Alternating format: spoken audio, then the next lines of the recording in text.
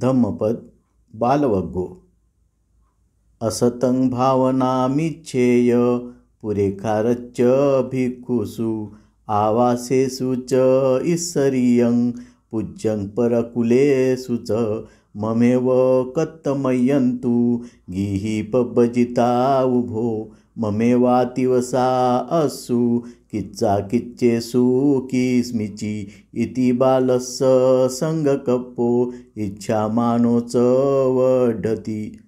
नसलेल्या मान्यतेची, भिक्षुत पुढारीपणाची, विहारात प्रभुत्वाची आणि दुसऱ्याच्या घरात पूजा मिळवण्याची इच्छा धरतो।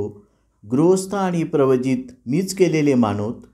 कोणत्याही कृत्यात ते मलाच पूर्ण वश असोत असा मूर्खाचा संकल्प असतो। त्याने हा व मीपणा वाढतो। अर्थकथा।